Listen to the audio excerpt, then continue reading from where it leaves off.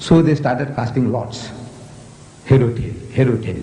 And it came to the turn of Zechariah. Zechariah won the toss. The father of John the Baptist. He won the toss. But in things like this, there's always a dispute. You say, you didn't play fair. You didn't throw the dice nicely. So there was a dispute. So the Quran says, the Quran tells us that, O Muhammad, you were not there when they cast lots with arrows, as to which of them should be charged with the care of Mary, nor was thou with them when they disputed the point. How do you know these things? How does Muhammad know? He is an illiterate man, a man who doesn't know how to read or write. How does he know this? So Allah gives the answer. كَذَلِكَ مِنْ أَنْبَاءِ الْغَيْبِ نُوحِيهِ إِلَيْكَ. This is part of the tidings of the things unseen, which we reveal unto thee, O messenger, by inspiration. This is how he got this knowledge. Whatever is given to him, he's got no choice, he's got to utter them. That Mary, a Jewess, the mother of Jesus, she is a woman chosen above the women of all nations. It doesn't make sense. When the Jews were looking down upon the Arabs for 3,000 years, do you know that? They said, Father Abraham had two wives, Sarah and Hajara. Sarah and Hagar. We, the Jews, they say we are children of Sarah. The first son through Abraham, Isaac. And from Isaac to Jacob, and Jacob to Judas, and Judas and his brethren, the 12 tribes of Israel, Jacob and all 12 tribes of Israel, and we are the Jews, the chosen people. Coming from this noble ancestry of Abraham through Isaac. Ishmael is the son of Hagar, Bibi Hajara. Ishmael is the first son, and through him the Arabs. They are cousins. Father Abraham is the father of the Jews as well as the Arabs. But the Jews have been looking down upon the Arabs for 3,000 years, that these Arabs are Hagarines. In the literature they call the Arabs Hagarines, means the children of Hagar, Bibi Hajara. And Islam, they say, is Hagarism. The religion of the children of Hagar, of the Arabs. Hagarism. These are the titles they give us. The Jews, our cousins. And yet this man Muhammad is honoring a Jewess to the skies. Really? It's unbelievable, you can't believe. I said, if Muhammad did that job, why did he do such a thing? It's a silly thing, wallah, it's a silly thing. He's offending the Christians. And he's offending the Arabs. The Arabs. Naturally they feel that another Arab woman might have been a likely candidate. And not his own mother, Muhammad's mother, not even his mother, not his wife, not his daughter. When we believe that his daughter Fatima will be the leader of the women of paradise. But no, even her name is not mentioned in this book. Her name is not mentioned. Muhammad's mother's name is not mentioned. Not a single of his wife's names are mentioned. Amazing, this book. So people get puzzled. You see, when they get a book like this, you present them, they are looking for Muhammad, his family history. And you don't find it. You don't know who is his father. You know his father's name is not there. You don't know where he was born. It's not here. Do you know that? Who was his father? Who's his mother? Where he was born? Where he died? Nothing, nothing at all. Why?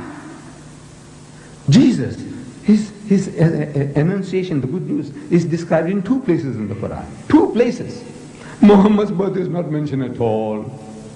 Muhammad is mentioned 5 times, Jesus 25 times, Moses 136 times. No. This is a very amazing book. The Westerner, see, he just can't seem to grasp. He is looking for a book. We'll tell him once upon a time. He's used to once upon a time syndrome. Everything must be once upon a time, once upon a time. He's looking for once upon a time. And this book is not a once upon a time. It is not. It is a very concentrated book. Therefore, you need an index. And the topics that tickle you, my brothers and sisters, you look up those topics that will make interesting reading for you. Get it as soon as possible, this book. So now, we Muslims are made to believe that Jesus is one of the mightiest messengers of God, that he is the Messiah, translated Christ. And in verse 45, we started with 42, 45, it says again, وَإِذْ قَالَتِ الْمَلَائِكَةُ يَا مَرْيَمُ, behold, the angel said, O Mary, إِنَّ اللَّهَ يُبَشِّرُكِ بِكَلِمَةٍ مِّنْهُ, that Allah gives you glad tidings of a word from Him. The Christians say, Jesus is the word of God. The Quran says, the word from Him. Ismuhul Masih, His name will be the Messiah, Christ. Masih in Arabic, Messiah in Hebrew, translated into Greek, Christos. And Christos is too much a word to say, so they cut off the os and left with Christ. Christ means the anointed one. Messiah means the anointed one. Masih means the anointed one. They all are trying to say the same thing.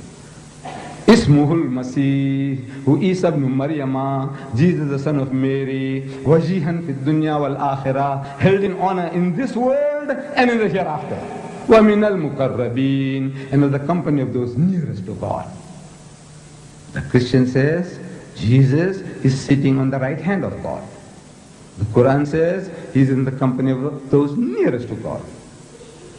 We tell our Christian brothers that, look, we accept what you say. He's sitting on the right hand of God, but not geographically, not physically.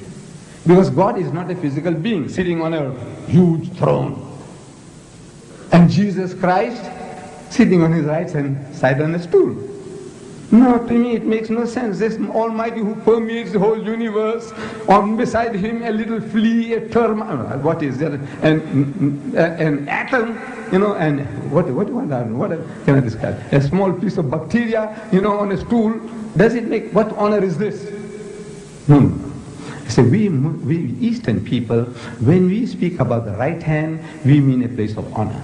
My right hand man is not necessarily sitting on my right hand side. He can be sitting on my left hand side. He can be sitting behind me. He can be in front of me. My right hand man. I mean, anything I want to discuss, I have a problem, I want to consult, I consult my right hand man. But my right hand man will sit on my left hand side. No.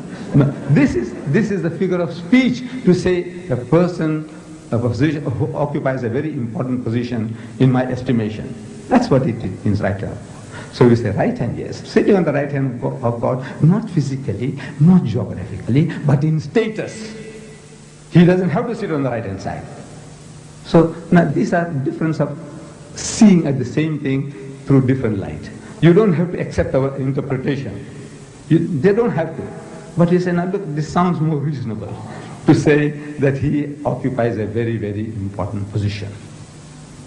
And وَيُكَلِّمُ النَّاسَ, He will speak to the people, فِي الْمَهْدِ وَكَحْلًا, in childhood and in maturity, وَمِنَ الصَّالِحِينَ, and He shall be of the company of the righteous. This is Jesus. He will speak in childhood and in maturity, and He will be in the company of the righteous. This is again confirmed in the Quran. The statement is made in chapter 3. In chapter 19, it's being confirmed. That He spoke to the people as an infant in His mother.